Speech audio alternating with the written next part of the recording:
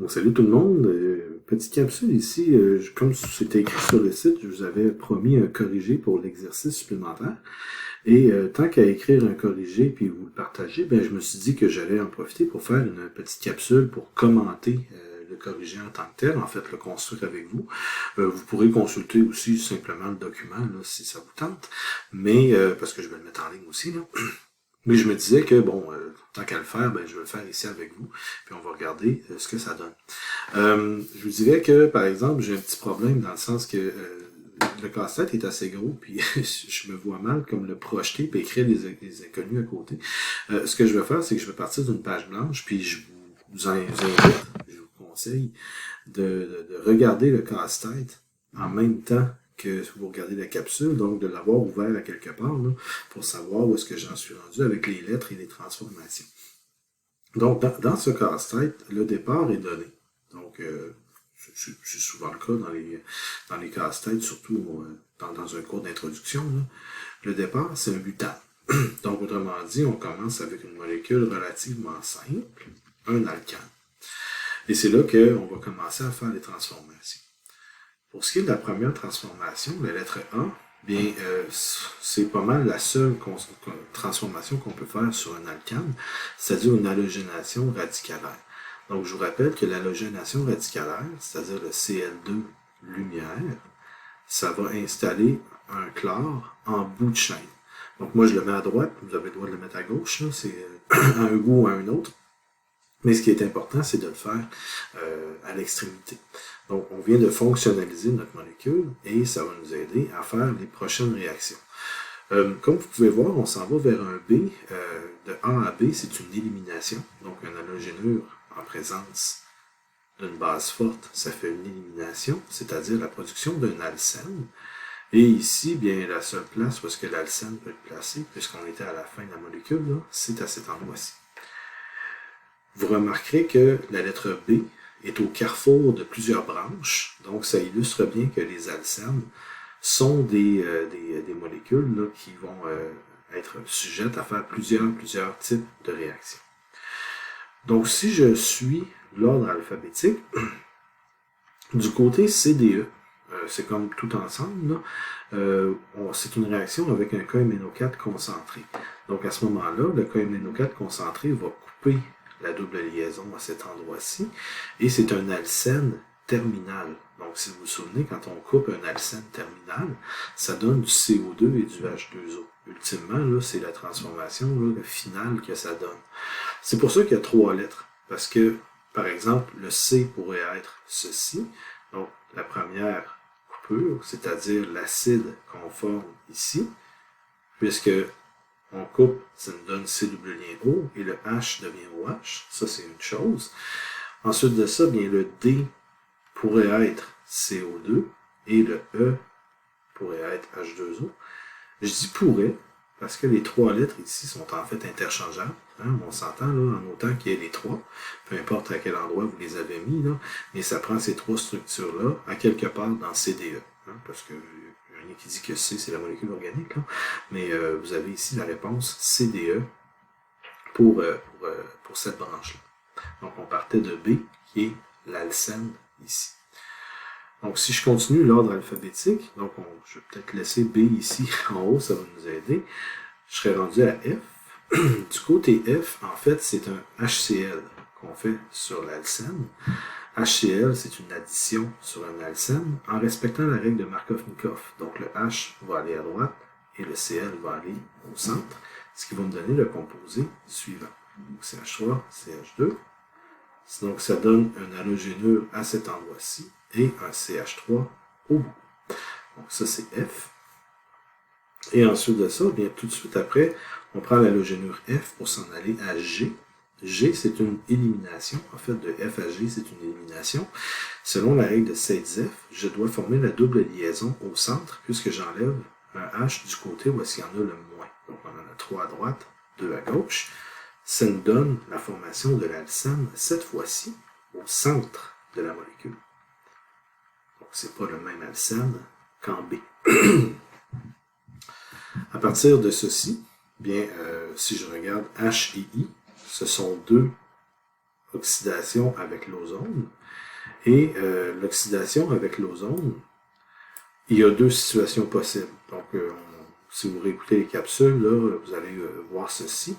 On a soit du côté H ce qu'on appelle l'ozonolyse en milieu oxydant, qui fait le même travail qu'un KMNO4. Donc, je vais juste me laisser un petit peu plus de place.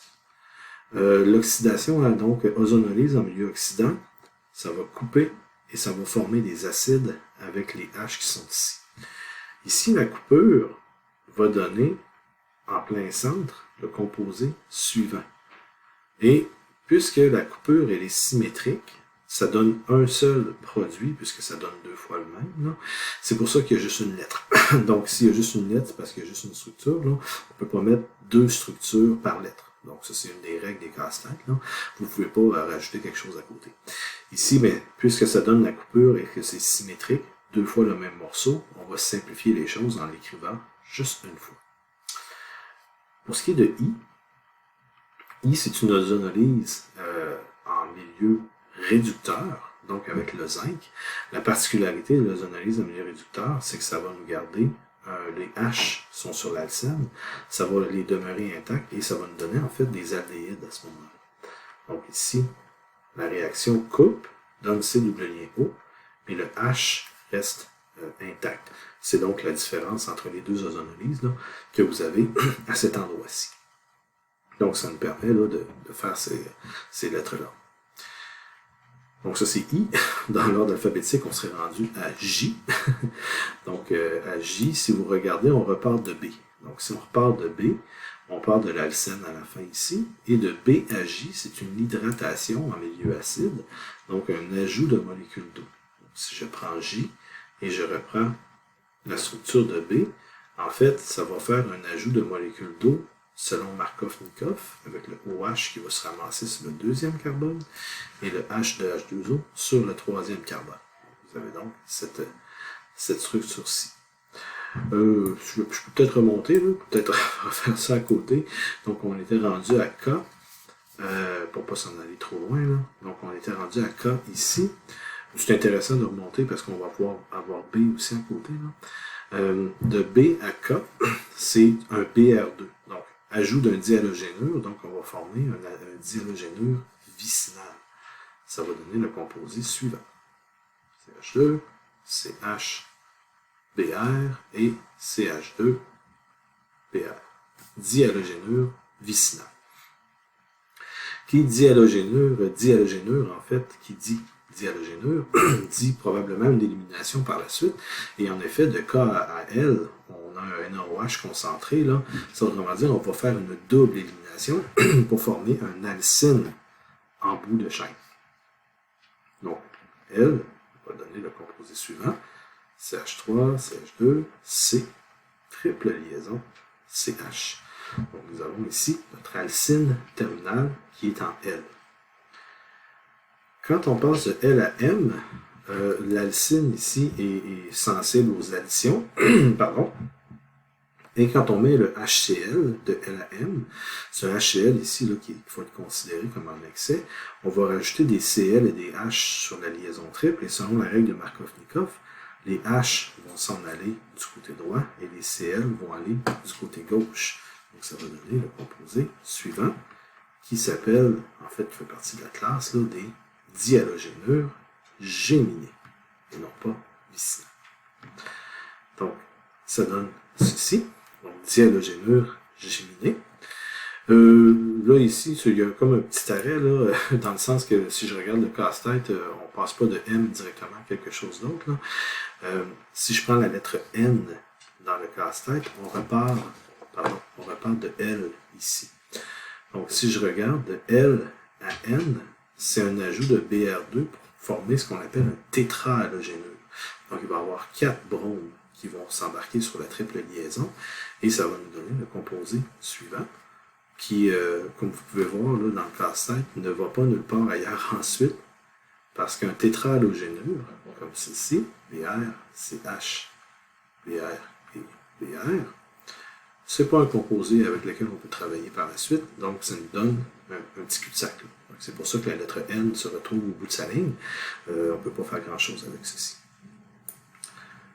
Ceci étant dit, on peut repartir dans une autre branche parce que de la lettre M, M comme maman, vers la lettre P, donc ici, si on regarde là, le dihalogénure géminé, c'est encore une situation d'élimination de M à P, et cette fois-ci, mais si on respecte la règle de Seltzer, on va éliminer du côté où il y a le moins de H. Donc on va former un alcyne, mais cette fois-ci, on va réussir à le mettre au centre de la molécule, ce qui va donner l'alcyne symétrique suivant, CH3. Donc on a l'alcyne centrale. Et ensuite de ça, de P à Q, c'est une oxydation de l'alcyne qui va faire une coupure au centre. Puis quand on coupe un alcyne, ça donne des acides. Ça va donner le composé suivant. Puisqu'on coupe en plein centre, ça donne ceci. Et on mentionne que c'est un composé qui est censé être identique à H. Et oui, c'est la même chose. Donc c'est bon signe. On arrive à la même structure. L'indice qui est là a été suivi. Donc on était rendu au bout de la ligne. PQ, il me manque le O. Donc je vais y aller là. Je suis un petit peu mélangé mes lettres là, mais on va y aller avec le O ici. Donc où est-ce qu'on en est rendu avec le O? Le O, on part de L. Donc on part de L ici avec l'alcyne terminale. Et de L à O, c'est du Na-NH2, c'est-à-dire une base extrêmement forte. C'est pour former ce qu'on appelle le sel d'alcyne. Donc, on arriverait à ceci, CH3CH2, C triple lien C, avec un C- dessus. Vous pouvez rajouter le Na+ à côté, mais il n'est pas obligatoire. Là. La structure avec le C- est suffisante ici. Ça nous donne un super bon nucléophile pour pouvoir attaquer une molécule et vous allez voir que en passant de O à R, j'ai comme mis une molécule sur la flèche. Ça veut dire que O réagit avec la molécule sur la flèche pour donner R. Et là, il faut faire attention, on va compter nos carbones comme il faut. R, en fait, va être ressemblé à ceci. Le côté alcyne qui est ici va avoir attaqué un carbone qui est un CH, qui portait le chlore initialement, mais tout le côté moléculaire alcyne qui est ici remplace le chlore.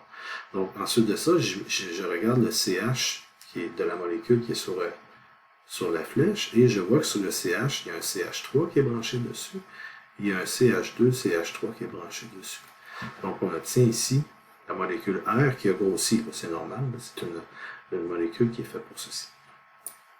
Quand on parle de R à S, cet endroit-ci, R à S, c'est une hydrogénation partielle. Donc, avec le catalyseur de Lindlar, on va aller rajouter un H de chaque côté de l'alcyne et garder l'alcène à la fin. Ça va donner la structure suivante. CH3CH2, CH, double, CH. Et on va écrire le reste de la molécule comme ceci. CH2, CH3. Donc, voici la structure de S. Et tout juste à côté, vous avez la structure de T. Et en fait, on part de R. Et de R à T, c'est une hydrogénation complète. Donc, ce n'est pas un catalyseur spécial. Ça veut dire qu'on va transformer l'alcène en alcane. Et ça donne le composé suivant. CH3, CH2. Et l'alcyne devient alcane. CH2, CH2. Ça devient comme ceci, saturé, et on a CH. CH3, le reste de la molécule, comme ceci. Donc, voici la lettre T. Et si je regarde mon casse-tête, il me resterait la lettre U et la lettre V.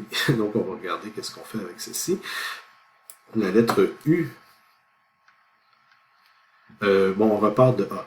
D'accord? Donc, si je reviens là, pour se rafraîchir la mémoire, A étant un halogénure ici, une halogénure avec un carbone, un chlore en bout de chaîne de carbone, bien de A vers U, c'est une réaction de Wurtz.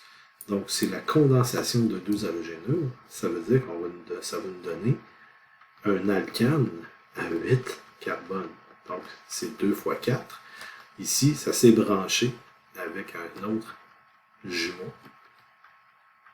Et ça va nous donner la molécule suivante qui est de l'octane. Donc ça va aller au complet comme ceci. Et si je finis avec V, je crois qu'il n'y a plus de lettres ensuite, V part de B. Donc si on revient à B, qu'est-ce que c'est B? B, c'est un alcène terminal.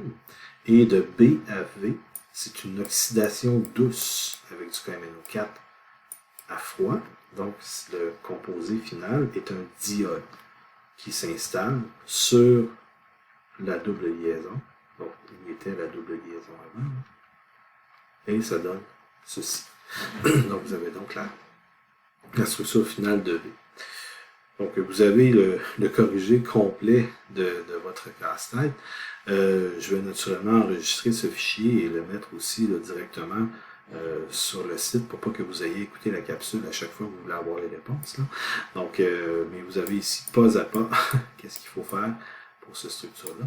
Et je vous dirais que cette révision-là, c'est quand même là, un très très bel exemple là, parce que je suis pas mal convaincu que je fais le tour de toutes les réactions qu'il y a à l'intérieur du chapitre 5. Donc, c'est une bonne révision.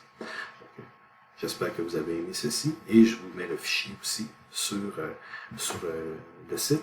Vous allez remarquer qu'en dessous du casse-tête, il y a des petites questions de synthèse. Je vais en faire une autre capsule puisque celle-ci est déjà bien assez longue. Là, puis je vais séparer les stratégies. Là. Ça ici, c'était une stratégie très directe. Les stratégies de synthèse, c'est moins évident.